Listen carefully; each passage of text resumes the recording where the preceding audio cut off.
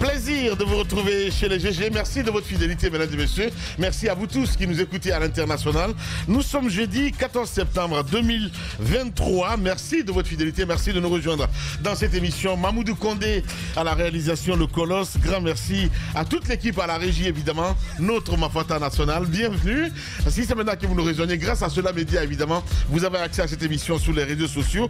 Vous pouvez interagir d'ailleurs de ce côté. Si vous êtes plus au X, Twitter pour dire, vous partez sur le hashtag espace GG et là vous nous envoyez vos messages avec plaisir. Nous allons prendre en compte vos messages dans cette émission. Sinon aussi vous allez donner une note à nos invités d'ici la fin de l'émission, parce que c'est une émission à 100%, on va dire municipale. Si vous le voulez bien, on va s'intéresser évidemment ce matin, mesdames et messieurs.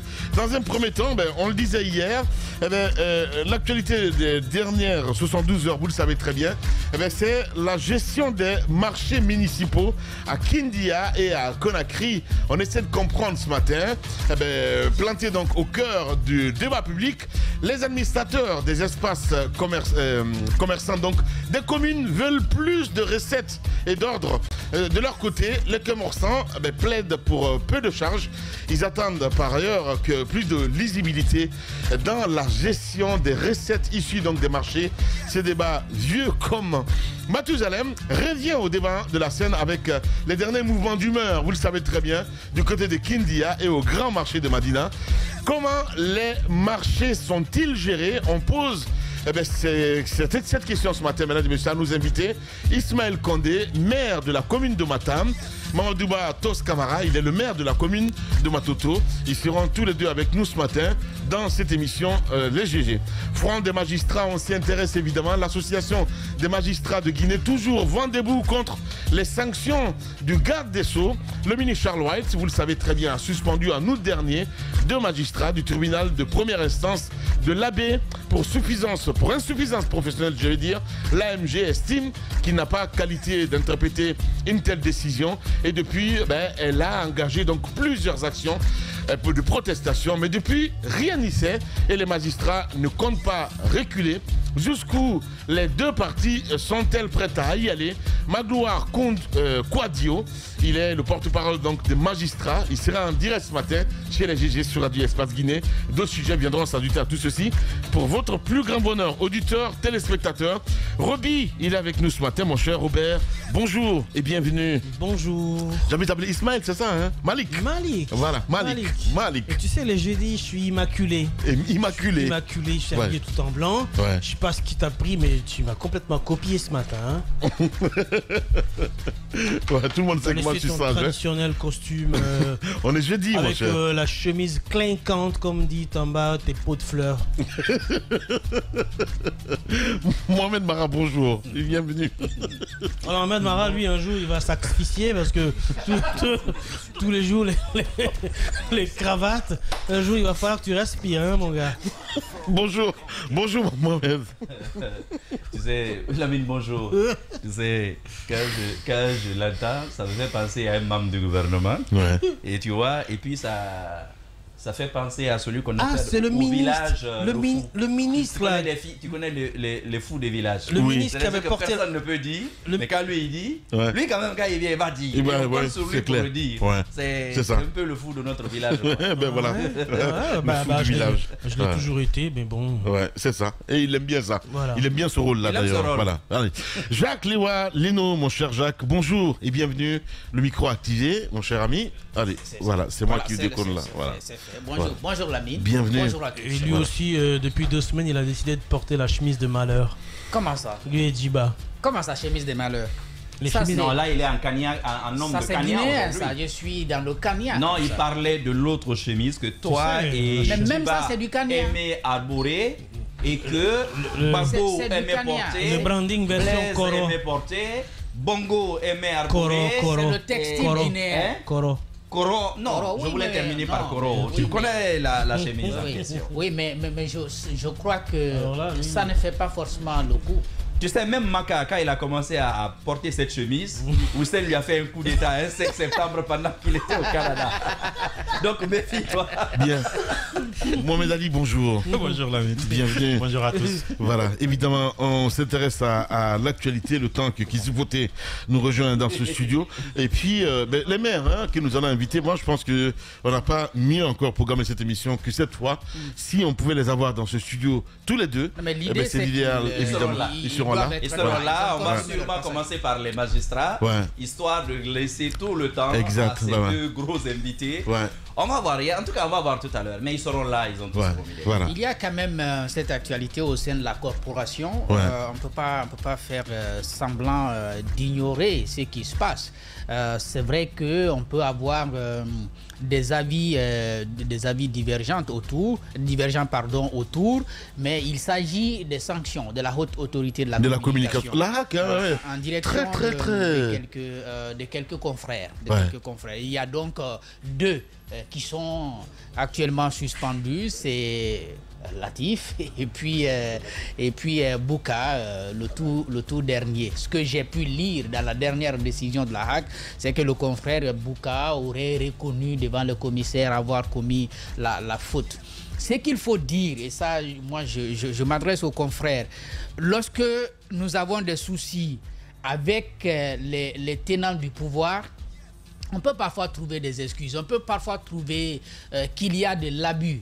Mais lorsque nous avons affaire à des citoyens, il faut déjà apprécier que les citoyens prennent la voie de la HAC, parce que tous ces citoyens ont le choix d'aller vers les juridictions de notre pays pour porter plainte. Parce qu'il s'agit de Manizé Collier qui aurait été accusé d'avoir perçu de l'argent des mains des commerçants. On trouve que la main de la HAC est parfois lourde dans sa démarche, on écoute les gens et puis finalement on va à la suspension. J'accepte que les confrères soient interpellés, mais on peut voir les sanctions par échelle. Il y a des avertissements qu'on peut faire. Je ne sais pas pour Latif, mais pour Bouka, je ne crois pas qu'il ait été sanctionné une fois ou bien qu'il ait été interpellé. En tout cas, je ne connais pas toute l'histoire de sa carrière. Mais j'ai dit tout simplement qu'on peut, n'est-ce pas, observer des sanctions par échelle et que cela puisse aussi s'accompagner de la part, bien sûr, des associations professionnelles de la presse, d'une certaine campagne de sensibilisation autour de ce que nous faisons. On a le micro, on peut dire des choses qui peuvent déranger des citoyens. Parce que j'ai dit, dans les deux cas, ce n'est pas les tenants du pouvoir qui se sont sentis blessés par le travail de nos confrères. C'est bien des citoyens ordinaires, comme ce fut d'autres hier. Je pense à Tamba pendant les vacances. Je pense à d'autres aussi qui sont parfois victimes du travail d'un certain nombre de nos confrères. Et donc, les citoyens, lorsqu'ils ont ce genre de soucis, ils ont vraiment le droit de demander réparation auprès des instances de régulation comme la HAC ou alors auprès des juridictions de notre pays. J'ai dit donc qu'il va falloir qu'au niveau et de la HAC ou au niveau des associations de presse, comprennent quand même cette situation à bras le corps et ne pas attendre qu'il y ait des mesures pour organiser des conférences et puis... des médiations, c'est bref, je comprends très bien. Bon, on est choqué, on n'aimerait pas qu'il y ait sanctions, je crois. Des grandes gueules. Pour dire à nos confrères qu'on peut avoir de la réputation sans forcément être tout le temps présent à la HAC ou devant les juridictions pour le travail qu'on est censé faire normalement. C'est d'ailleurs pas pour la bonne cause qu'un journaliste soit tout le temps convoqué à la HAC pour manquement à l'éthique ou manquement à la qualité du travail. Je pense que c'est plutôt le sens contraire. C'est mauvais pour la presse. Aujourd'hui, on a deux catégories de presse. On a la presse traditionnelle qui, ma foi, joue encore son rôle de manière très équilibrée et très éthique. Mais on a la presse high-tech aujourd'hui qui, dans l'empressement d'être le premier, la vitesse de la diffusion, je veux être le premier, cette histoire de scoop. Cette histoire de scoop, Et à ça, les grandes gueules. J'ai ajouté ces histoires de buzz, de vues, etc. Il y a plusieurs éléments composites qui ont fait que les histoires de scoop sont devenues extrêmement dangereuses. C'est devenu une arme à destruction massive. Pas pour autant que la hack doit avoir la main lourde. Hein, mon cher ami, voilà. Pas du tout. Il y a des avertissements. Elle ne doit pas l'avoir d'ailleurs. Voilà, donc. Elle ne doit pas l'avoir d'ailleurs. Je pense que pour mieux rendre éthique notre milieu, il faut que la hack prenne ses responsabilités.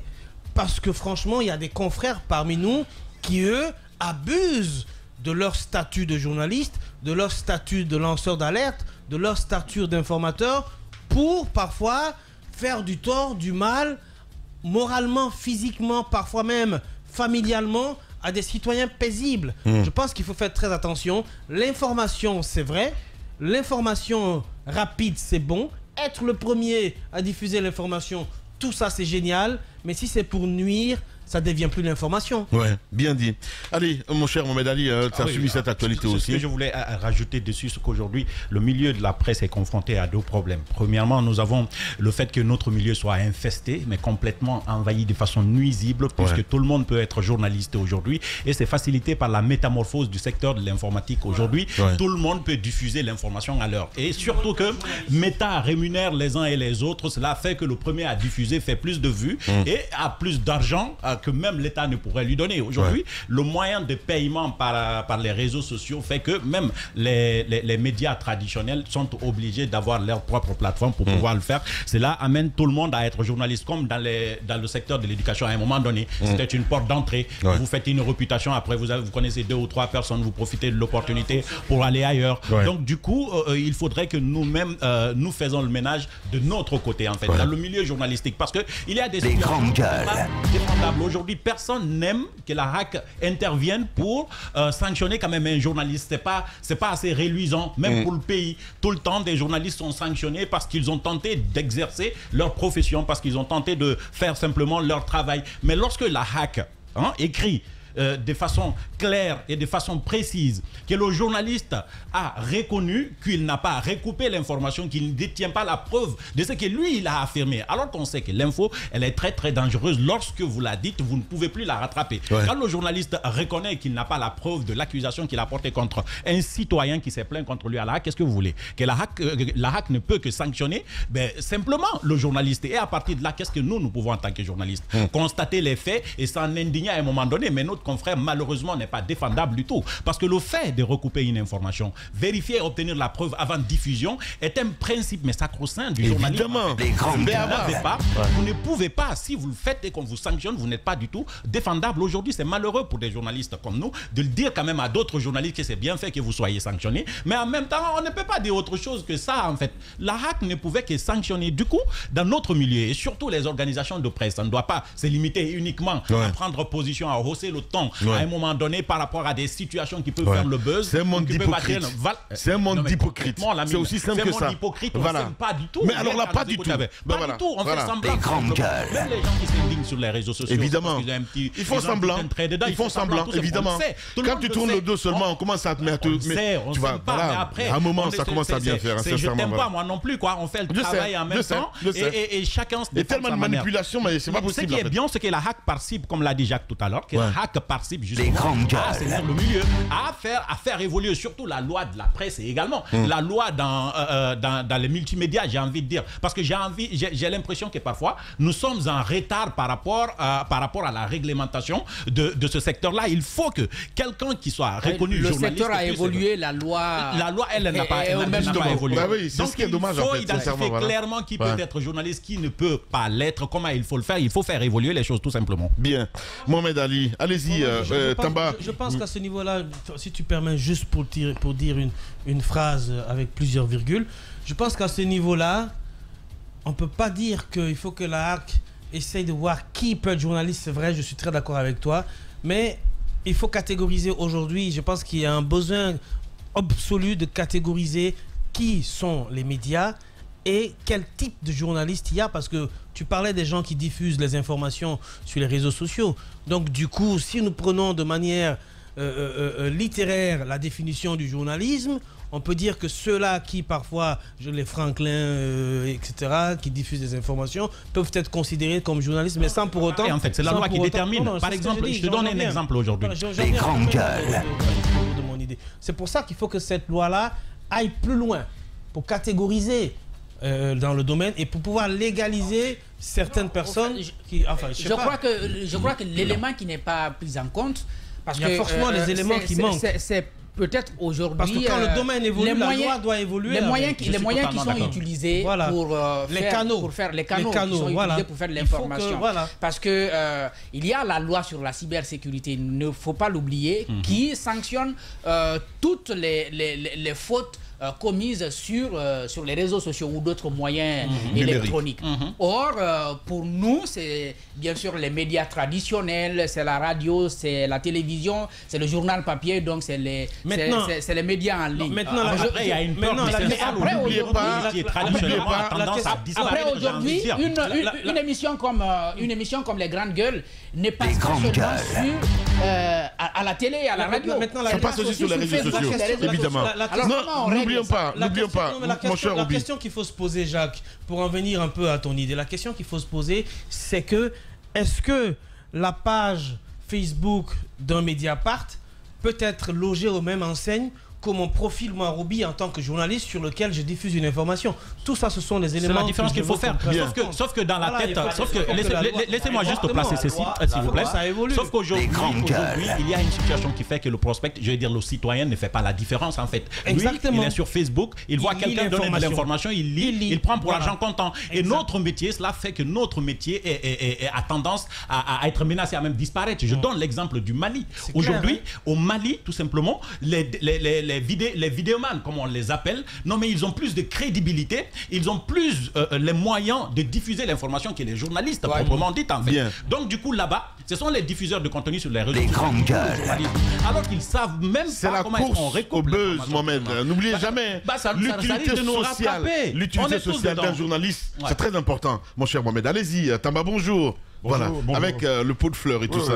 Ah ben voilà. J'essaie de faire écho à ta chemise de la dernière fois. Et tous mes hommages à celui qui te l'a offerte. Merci beaucoup. Oui, tous mes hommages à lui. Il s'appelle Olusegun Alekoju. Ce matin, il est nigérianement habillé. Alors, Lamine, je me souviens. Quel pot de fleurs. Je participais à une étude de Reporters sans frontières France comme consultant national pour ça. Ouais. Alors il y a eu un moment de restitution. On a eu un atelier de restitution à Abidjan où on était, et je me souvenais que lorsqu'on posait la question quand on discutait des modalités, parce que c'était un des éléments de l'étude, lorsqu'on posait la question des modalités d'accession à la carte de presse, il y a un de nous qui a donné le chiffre de journalistes possédant une carte de presse. Je crois que c'était un commissaire de la RAC qui a donné le nombre de cartes de presse qui avaient été délivrées à date. Mais les confrères ivoiriens et sénégalais qui étaient là ont sursauté. On dit mais tout le pays est journaliste alors. On s'est vraiment étonné. Les autres s'étaient étonnés que la Guinée, on puisse avoir plus de 3000 personnes qui possèdent aujourd'hui une carte de presse. Ça pose quand même la question de... Après, c'est bon, on va dire la Guinée, on facilite la délivrance de la carte de presse. Mais la vraie question, c'est finalement, ça vaut quoi, la carte de presse? Où est le prestige qu'il y a? Mais au-delà du prestige, où sont les exigences qui devraient encadrer la délivrance d'une carte de presse? Quelles conditions il faille remplir pour pouvoir y accéder? Je pense qu'aujourd'hui, la discussion doit se mener. Parce que vous allez lire un site, vous trouvez ces producteurs de contenu sur la toile qui vous disent... Comme le dit Mohamed Ali et tout ça. Qui vous disent, Lamine, qui vous disent, hier soir, entre 1h et puis on choisit 1h où on peut tout entendre. On vous dit, on dit hier soir, entre 1h et 3h du matin, il y a eu des tirs nourris à l'arme lourde à Sékou Touré. ou au palais Mohamed V pour coller à l'actualité. Tu dis que c'est un exemple. Hein? Non, mais je dis même pas que c'est un exemple. J'ai vu ça la dernière fois. Le monsieur, il est assis, il dit, ah, c'est bien, hier, Doumbouya, il a eu chaud, hein. Il y a eu des tirs à Kaloum. Pendant ce temps, aucun citoyen de Kaloum n'est au courant. Comment tu peux tirer là-bas et qu'à Kaloum, on ne soit pas au courant? C'est quand même une bonne question. Et donc, notre environnement, il est pollué, il est sali, il faille le désengorger. Et ça nous rend paresseux aussi, Tamba. Ça c'est une chose. Aujourd'hui, il faut reconnaître que les journalistes, la plupart s'informent à travers Facebook. On voit un titre tout de suite, et puis on saute là-dessus, on appelle une plateforme, on ne recoupe même pas, et puis on diffuse en fait. On cesse d'être journaliste. Tu sais pourquoi? Tout ce qu'on a obtenu dans la facilité, on le fait avec beaucoup de banalité. Exactement. C'est ça en fait. Il faudrait que ce soit nous les journalistes qui nous lèvons justement contre cela. Commencez par durcir l'accession à la carte de presse. Vous verrez ce que ça va donner. Les discours vont changer. Commencez par ça. Les discours vont changer. Je veux dire, les organisations de presse vont commencer à dire qu'on commence à restreindre la liberté de la presse. Mara, je vais vous dire. Les conditions ne sont pas aisées. Je vais vous dire. À mon avis, ça aurait dû être comme une sorte de certification. Ça y est, dans le domaine professionnel, vous accédez à une certification. Au bout d'un certain moment, on évalue votre éligibilité à pouvoir conserver votre statut de journaliste ou à le perdre. Je pense que c'est une idée que je donne comme ça. La réflexion peut se faire. Exactement. Est-ce que dans la manière dont tu l'as exercé dans le quotidien, parce que on vous dit par exemple, permettez, on vous dit par exemple, ça c'est une des conditions. Quand vous allez demander la carte de presse, on vous demande vos sources de revenus, on vous demande de parler de vos sources de revenus. D'accord? Vous présentez vos sources de revenus. Or, pour être journaliste, je crois que c'est cela, jusqu'à 80% de vos revenus doivent être assurés par l'exercice du métier de journaliste. Je crois que la loi, non. La loi non, pour accéder à la carte, on ne peut pas le faire gratuitement, j'ai envie de dire. La proportion n'est pas définie exactement. D'accord. Mais la loi dit que vous devez tirer l'essentiel de vos revenus de la pratique de journaliste. L'essentiel de vos revenus, quand moi je faisais la procédure, on était sur 80. Et c'est pourquoi je reviens sur ce chiffre-là. Et donc, quand vous avez eu votre carte de presse, on doit pouvoir la conserver, donc la mériter, et on doit aussi pouvoir la perdre. Je pense que s'il n'y a pas ce type de choses, ça va être tellement banal. Oui, mais le truc, c'est qu'il y a combien qui exercent aujourd'hui qui ont une carte de presse Tamba? C'est ça aussi la question en fait. Moi, je sais qu'il y a beaucoup de journalistes qui exercent et qui n'ont pas de carte de presse. J'aimerais terminer. Donc, c'est une réflexion encore une fois. Après, je pense que la réflexion doit se mener, le débat doit se porter. Est-ce que c'est la meilleure solution que je propose? Non, c'est une idée. Après, dans la discussion, on verra ce qu'il en est. Lamine, là, on parle de la HAC. Mais parlons des associations de presse. À part les synergies. Et à part ces moments où on fait des conférences de presse pour défendre un journaliste, parfois c'est bien, parfois c'est dans toute la légalité, mais parfois on est à la dérive, mais complètement. À part ces moments-là, bien entendu, à part aussi quand on décide de dire qu'Ousmane Gawal est ennemi de la presse, alors qu'il ne fait que rappeler des dispositions de la loi, à part ces moments, à quoi nous servent les associations de presse? Moi, je vais vous dire une chose. À partager, comment on appelle ça? La subvention de l'État. Oui, la subvention, et puis peut-être surtout ça. Et puis peut-être les revenus issus des synergies, mais toi, tu n'as rien eu, non, à la dernière synergie? Si, il a participé. Tu as eu un peu. On a envoyé un peu. Il a eu un peu. Il est dedans. Donc, mon cher Lamine, en posant cette question, je pense qu'il y a une chose. Un des grands défis aujourd'hui, c'est la professionnalisation du journalisme. Quand on est une association de presse reconnue, on doit pouvoir construire un programme d'accompagnement des journalistes qui sont inscrits, qui sont enregistrés. Je suis d'accord. Identifier les besoins de formation des journalistes, identifier les opportunités de mise en relation entre les journalistes guinéens, des journalistes africains et des journalistes occidentaux, identifier les possibilités de mise en relation avec des moments et des rendez-vous internationaux, de réflexion et de partage des médias à l'intérieur, à l'extérieur du pays. Voici des choses que l'on peut faire. Et très banalement, pour une raison simple. Nous sommes reconnus, l'État, nous avons le quitus de l'État, et nous sommes représentatifs. Les grandes gueules. L'organisation internationale veut intervenir en Guinée, ça va faire avec l'Urtelgui, ça va faire avec le Rémigui, ça va faire avec l'Aguipel, forcément, parce qu'on est reconnu. Mais pour le moment, je ne vois pas, à l'intérieur d'une seule association de presse, un programme, par exemple, d'accompagnement au perfectionnement du journaliste en Guinée. Enfin, les postes existent maintenant. Est-ce qu'il y a des formations dans ce sens? Oui, mais je prends le cas de Lutengui, justement, parce que je sais que ça existe. Maintenant, est-ce qu'il y a des actions dans ce sens-là? Je me pose des questions. Lamine, je vais vous dire que ça n'existe pas pour une raison simple. Pour construire un tel programme, qu'est-ce qu'il faut faire? Tu as déjà reçu ici à Espace une fiche pour t'aider à identifier les besoins de formation de ton personnel? Peut-être c'est vous, aux rédactions. Est-ce que vous avez déjà reçu ce type de document?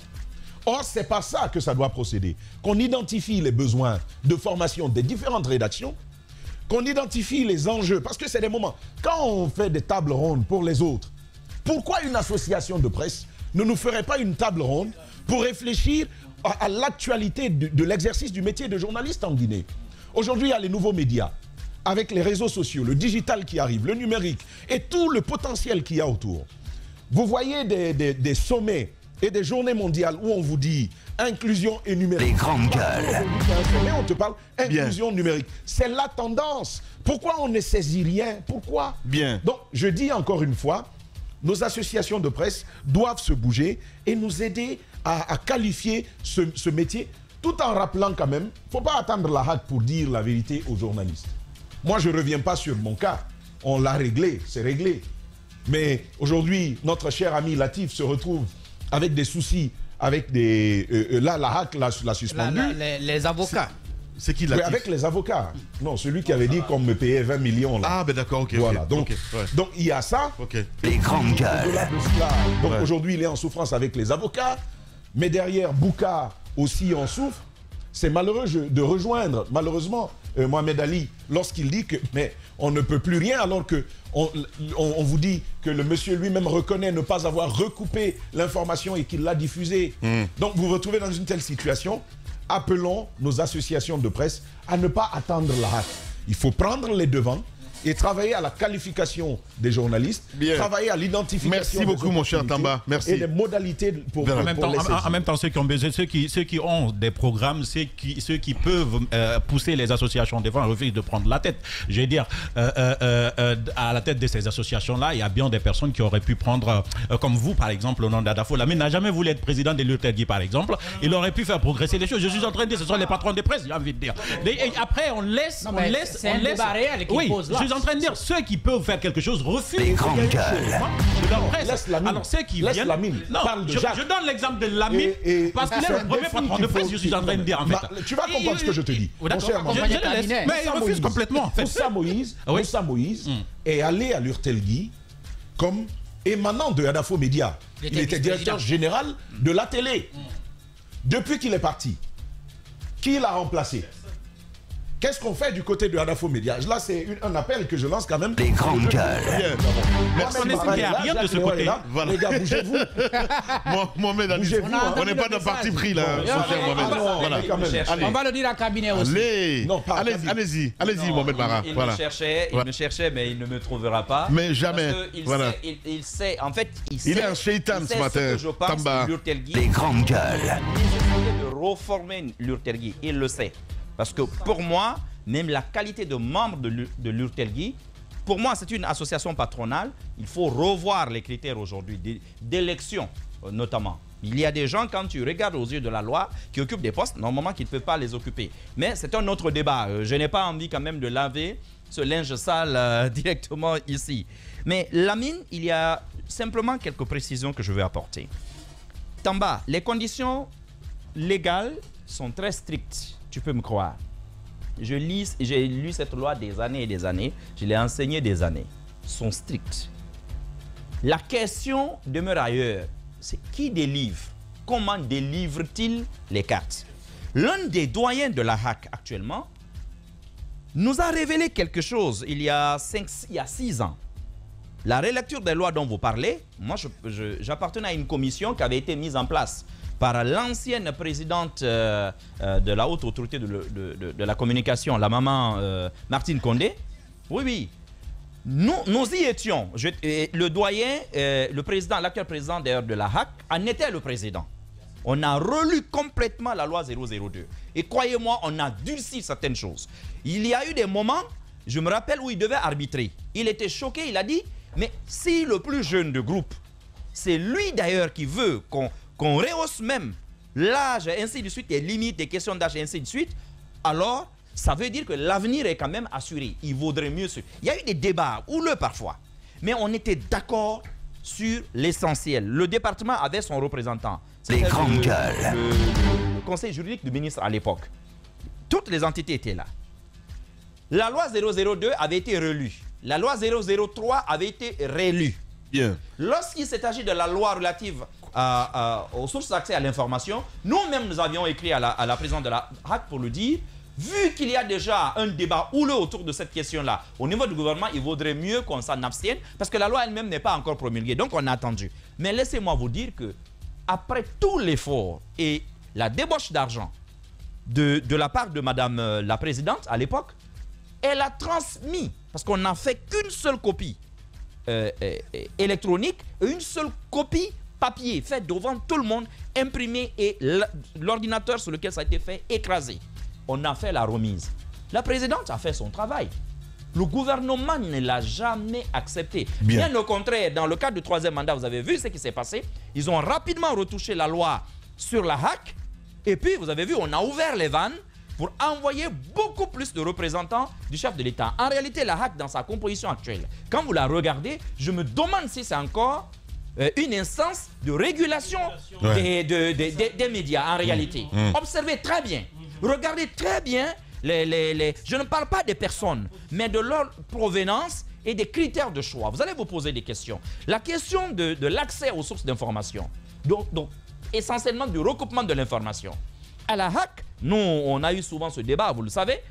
Vous avez joint quelqu'un qui vous dit carrément « je ne le ferai pas, je ne réponds pas ». Vous lui avez posé des questions, parfois avec des preuves écrites.